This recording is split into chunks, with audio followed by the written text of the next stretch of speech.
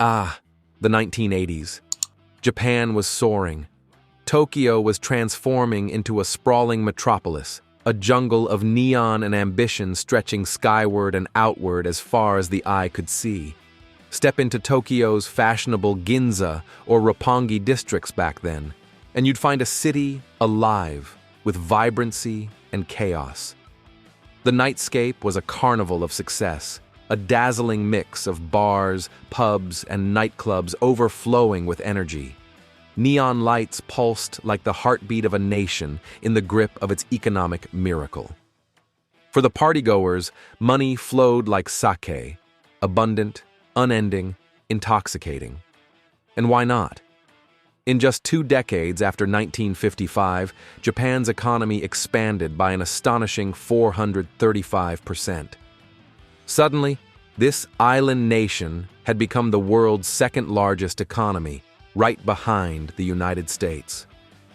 Made in Japan no longer meant cheap trinkets, it meant innovation, quality, and reliability. Brands like Sony, Toyota, Nissan, and Mitsubishi became global household names. At the height of the boom, 8 of the world's 10 largest banks were Japanese, holding assets worth over $2.3 trillion. Real estate prices skyrocketed so absurdly that Tokyo's Imperial Palace grounds were said to be worth more than the entire state of California. It seemed unstoppable. The land of the rising sun looked as though the sun would never set. But then, almost overnight, the dream unraveled. On the first day of 1990, doubts began to ripple through the markets. Over the next 2.5 years, stock prices plummeted by 63%. The bubble had burst.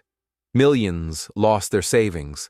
Thousands of companies went bankrupt, and Japan entered a period now known as the Lost Decades. A nation that had once been the envy of the world suddenly found itself stuck in stagnation, with shrinking birth rates, rising unemployment, and an aging population. So what exactly went wrong? The story begins after World War II. Japan had been devastated, but the United States, now the dominant global power, saw an opportunity.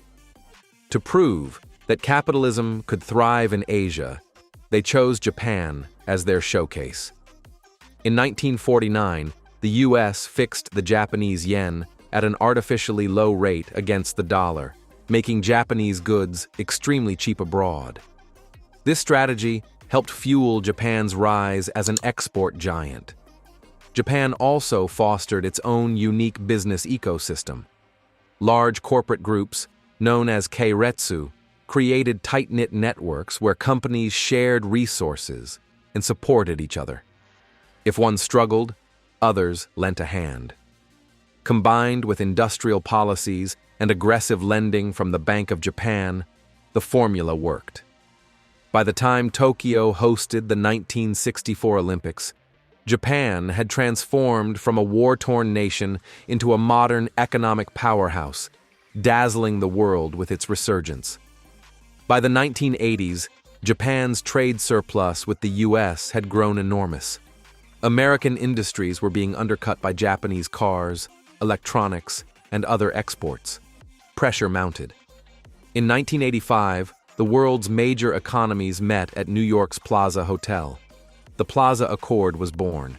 Japan agreed to let the yen appreciate, making its exports more expensive abroad. The goal was to cool Japan's trade advantage and ease tensions. But the yen's value rose much faster than expected, shocking Japan's exporters. Fearing a downturn, the Bank of Japan slashed interest rates to historic lows.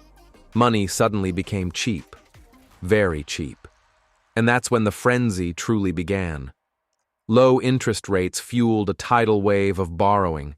Businesses and individuals poured money into real estate and stocks. Land prices skyrocketed, fueling further speculation. The value of Japanese land and stocks rose by over 200% in just 4 years. At the height of the mania, even bizarre markets flourished. Golf club memberships traded for millions of dollars. Corporations like Nissan made more money from speculative investments than from selling cars. Japanese firms snapped up global icons like New York's Rockefeller Center and Hollywood's Columbia Pictures. The wealth seemed limitless. Japan, once poor and defeated, now stood at the pinnacle of global power and luxury. But it couldn't last. In 1989, alarm bells finally rang. The Bank of Japan raised interest rates, hoping to rein in speculation. But the damage had already been done. By 1990, the stock market collapsed, wiping out trillions in wealth. Real estate values followed.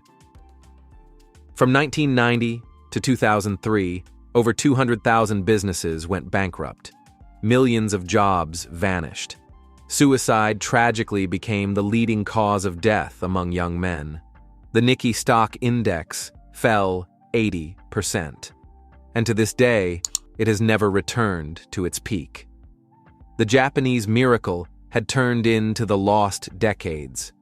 For ordinary people, the collapse was devastating.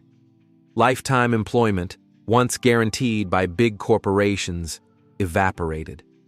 Families that had felt secure now faced uncertainty. Young people, unable to find stable jobs, delayed or abandoned marriage and family life. A generation grew up under the shadow of hopelessness.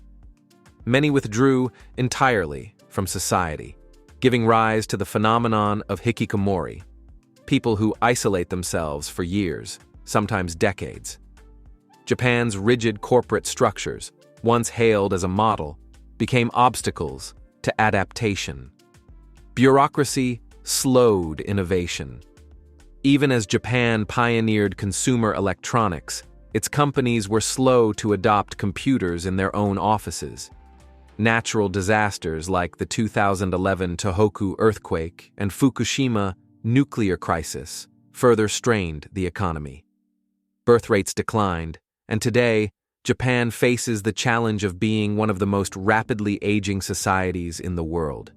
Yet, despite decades of stagnation, Japan remains resilient. It is still the world's fourth largest economy, a global cultural powerhouse, and a nation admired for its perseverance. The Japanese bubble of the 1980s remains one of the greatest economic booms and busts in modern history.